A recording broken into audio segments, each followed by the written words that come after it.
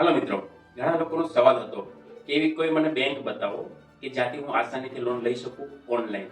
તો આજે એક કંપની વિશે વાત કરીશ, ઇન્ડસઇન્ડ બેંક વિશે, જે તમને કેવી રીતે લોન આપે છે, કેવી રીતે પ્રોસેસ કરવી, ક્રાઇટેરિયા શું છે, લોગિન કરતા પહેલા શું ધ્યાનમાં રાખવું અને લોગિન કર્યા પછી શું ધ્યાનમાં રાખવું, એ બધી જ વાત કરીશ આ વિડીયોમાં.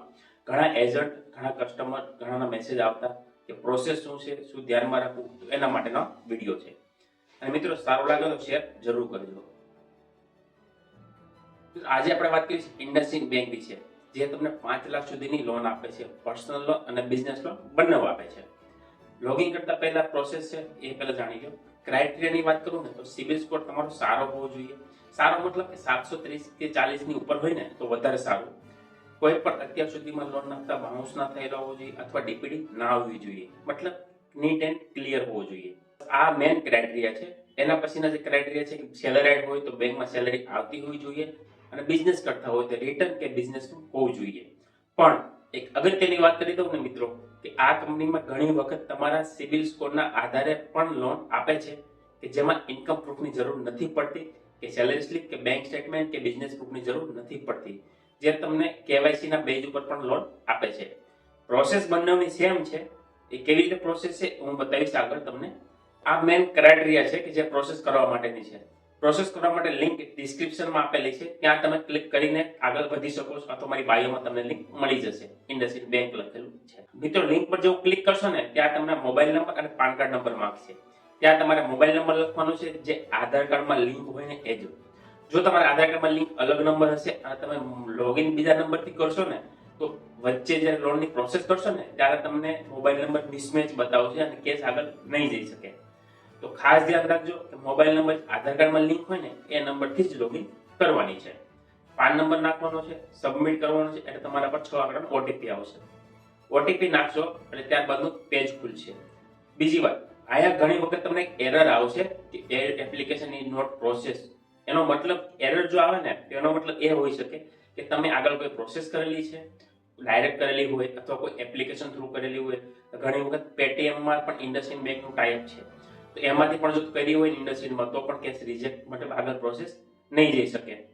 એના સિવાયનું બીજું કારણ છે કે તમે આગળ પ્રોસેસ કરેલી હોય અથવા તમે કોઈ પણ જગ્યાએ પ્રોસેસ કરી હોય, અધૂરી રહી ગઈ હોય અથવા રિજેક્ટ થઈ હોય, તો કોઈ પણ કારણો હશે ને તો કેસ તમારો આગળ નહીં જઈ શકે. ઘણા લોકોનો ક્વેશ્ચન આવતા કે હું લોગિન કરું છું પણ આગળ એરર આવે છે, તો નહીં થઈ શકે.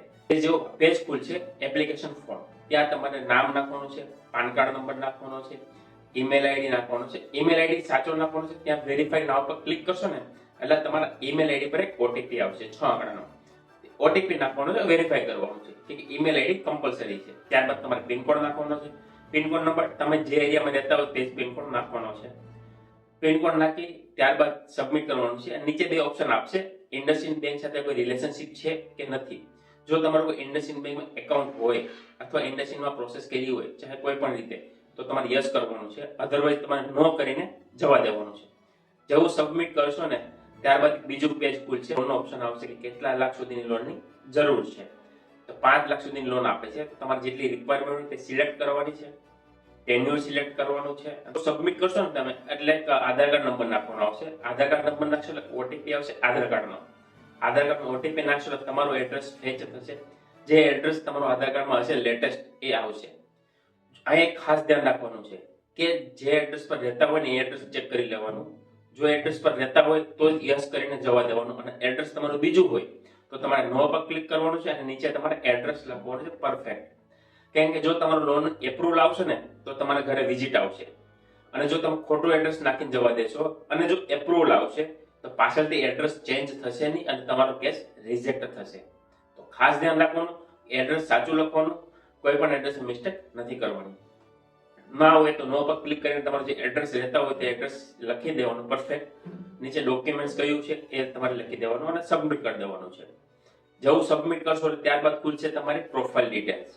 પ્રોફાઇલ ડિટેલ્સ મતલબ તમે જોબ કરતા હોય તો જોબની ડિટેલ્સ, બિઝનેસ કરતા હોય તો બિઝનેસની ડિટેલ માંગશે. તે પણ તમારે પરફેક્ટ લખવાની છે. એક્યુરેટ ડિટેલ બધી કમ્પ્લીટ નાખીને પિનકોડ સાચો નાખીને સબમિટ કરવાનું છે. જેવું ક્લિક કરીને આગળ પ્રોસેસ કરશો ને ત્યારબાદ થોડોક ટાઈમ લેશે. ત્યારબાદ તમારી લોનની એપ્રુવલ આવશે. અહીંયા 2 ઓપ્શન આવશે. જો તમારું પ્રી એપ્રુવલ હશે ને મતલબ કે સિબિલના બેઝ ઉપર જો એપ્રુવલ આપશે ને, સિબિલ સારો હોય લોનના હપ્તા સારા ચાલતા હોય, એ પણ 1 વર્ષ જૂના થઈ ગયા હોય, રેગ્યુલર ટ્રેક રેકોર્ડો છે, તો તમને સિબિલના બેઝ ઉપર તમને પ્રી એપ્રુવ આપી દેશે. તો ત્યાં તમારે એમાઉન્ટ આવશે, એમાઉન્ટ ઘટાડી શકશો, વધારી નહીં શકો, ત્યાં તમે ઓછો રેટ આપી છે. ત્યારબાદ તમે શેડ્યુલ બતાવશે અને જેવું સબમિટ કરશો અને ત્યારબાદ જો રિજેક્ટ બતાવશે અથવા રિજેક્ટ બતાવો તો તમારો કેસ રિજેક્ટ. ત્યારબાદ જો બેંક સ્ટેટમેન્ટ માંગે તો શક્યતા ઓછી છે કે બેંક સ્ટેટમેન્ટના કેસીસમાં ઘણી વખત એવું થાય છે કે તમારે બેંક સ્ટેટમેન્ટ અપલોડ કરવાનું આવશે 6 મહિના જેવું સ્ટેટમેન્ટ અપલોડ કરશો ત્યારબાદ તમારું ફાઇનલ ઓફર આવશે. પણ ઘણી વખત એવું થતું હોય છે કે બેંક સ્ટેટમેન્ટમાં ટ્રાન્ઝેક્શન નથી હોતું, તો એવા કેસીસ રિજેક્ટ થઈ શકે છે. પણ મિત્રો જો ડોક્યુમેન્ટ્સ અપલોડ કરવાનો કે ઓપ્શન આવે ને તો બેંક સ્ટેટમેન્ટ અપલોડ કરવાનું, તો ચાન્સીસ ઓછા છે. નહીં થશે એવું નથી કહેતો, પણ ચાન્સ ઓછા છે તમારે એપ્રુવ થવાના. આ જગ્યાએ તમે પ્રોસેસ કરશો તો આગળ ફાઇનલ થશે કે બેંક સ્ટેટમેન્ટ અપલોડ કરવાનું છે, ત્યારબાદ તમારે સબમિટ કરવાનું છે અને એ કેસ મેન્યુઅલમાં જશે. તો એમાં તમારે ટાઈમ પણ લાગી શકે છે, ડોક્યુમેન્ટ કલેક્ટ પણ કરી શકે છે અને છેલ્લે રિજેક્ટ પણ થઈ શકે છે ક્રાઇટેરિયા ના બેસતા હોય તો. સજેસ્ટ એવું કરું છું કે જો પ્રી એપ્રુવડ આવે ને તો તમારી લોનની પ્રોસેસ આસાનીથી થઈ શકશે. તો એમાં તમારે કોન્ટેક્ટ કરવો પડશે બ્રાન્ચનો. પણ જો તમે પ્રી એપ્રુવડ કેસ બતાવે છે તો એમાઉન્ટ સિલેક્ટ કરીને એન્યુઅલ સિલેક્ટ કરીને તમારે સબમિટ કરવાનું છે. સબમિટ કરશો ને ત્યારબાદ તમારે વિડીયો કેવાયસી થશે. મિત્રો આ એક ખાસ ધ્યાન રાખો, ઘણી વખત વિડીયો કેવાયસીમાં મિસ્ટેક કરે છે. વિડીયો કેવાયસી તમને 3 વાર ચાન્સ આપશે, ત્યારબાદ તમારો કેસ રિજેક્ટ કરી નાખશે. તો ટ્રાય કરો કે ફર્સ્ટ કેસમાં તમારું વિડીયો કેવાયસી સક્સેસફુલ થાય. હવે વિડીયો કેવાયસીમાં શું આવશે એ હું તમને થોડીક માહિતી આપી દઉં. તો ઘણી વખત એવું થતું હોય છે કે કોઈ લોન એજન્ટ હોય તેણે પૈસીમાંથી પ્રોસેસ કરી હોય અથવા એના મોબાઈલમાંથી કરી હોય. તો વિડીયો કેવાયસી માટે તમે આ જે લિંક છે ડિસ્ક્રિપ્શનમાં, તમે બાયોમાં તમે જે લોગિન કરેલી છે એ લિંક તમે કસ્ટમરને મોકલી આપો. કસ્ટમરના મોબાઈલમાં લિંક ઓપન કરશો ક્રોમ બ્રાઉઝરમાં. તો બ્રાઉઝરમાં ઓપન કરીને જેવું બ્રાઉઝરમાં ઓપન કરશો ત્યારે તમારે મોબાઈલ નંબર પાન નંબર નથી નાખવાનો, પણ ઉપર એક બટન છે રિઝ્યુમ એપ્લિકેશન. તો રિઝ્યુમ એપ્લિકેશન પર ટિક કરવાનું છે અને મોબાઈલ નંબર નાખશે. મોબાઈલ નંબર નાખીને સબમિટ કરશો ને એટલે લાસ્ટ સ્ટેજ જે છે એ જ ઓપન થશે. એટલે ત્યાંથી તમારી જર્ની કમ્પ્લીટ કરવાની છે. વિડીયો કેવાયસીમાં જેવું ક્લિક કરશો ત્યારબાદ તમારે પરમિશન માંગશે. પરમિશન અલાઉડ કરવાની દેવાની છે. એમાં જીપીએસ પરમિશન માંગશે, બરાબર છે. બીજી વાત, ઇન્ટરનેટ સારું હોવું જોઈએ, કનેક્ટિવિટી, વાઈફાઈ યુઝ નથી કરવાનો, મોબાઈલના ડેટા યુઝ કરવાનો છે.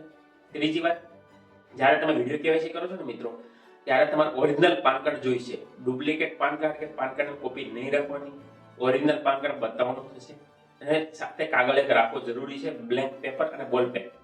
ઘણી વખત છે ને તમારી પાસેથી સિગ્નેચર પણ કરાવવાનું કહે છે. તો સિગ્નેચર કરવા માટે તમારે કોરું કાગળ અને બોલ પેન રાખવી જરૂરી છે. ઘણા કેસીસમાં નથી માંગતા. પાન કાર્ડ ઓરિજિનલ જોઈશે. હવે બીજી વાત, વિડીયો કેવાયસી સ્ટાર્ટ કરવાનો છે.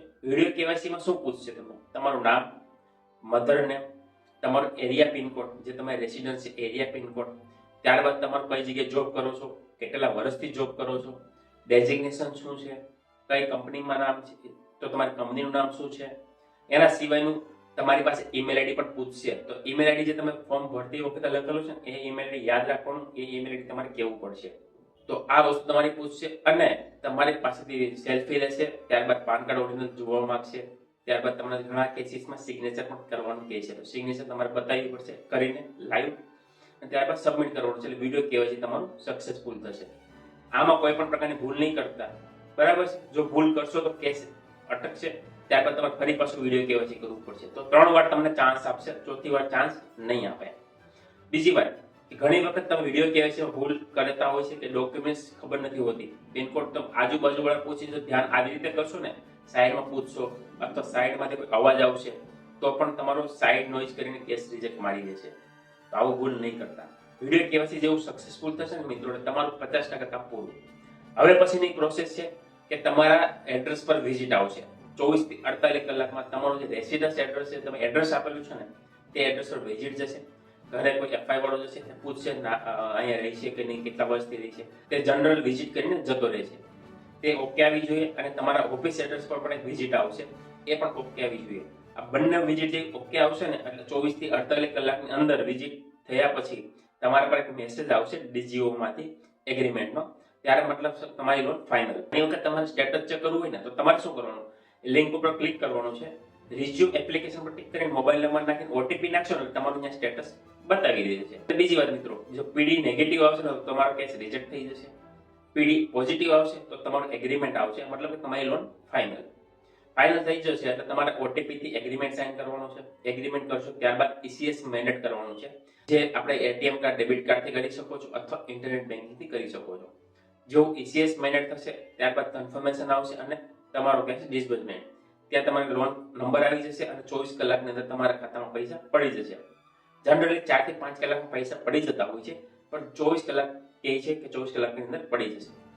આ તમારી લોનની પ્રોસેસ પૂરી IndusInd બેંકમાંથી આસાનીથી લઈ શકો છો.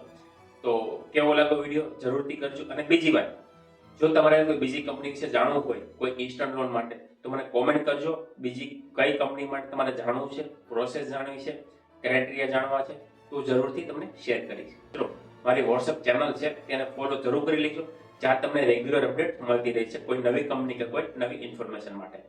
તો કેવો લાગ્યો વિડીયો કોમેન્ટ કરો અને મળીએ નવા વિડીયોમાં નવા ટોપિક સાથે. ત્યાં સુધી ધન્યવાદ. જય હિન્દ, જય ભારત.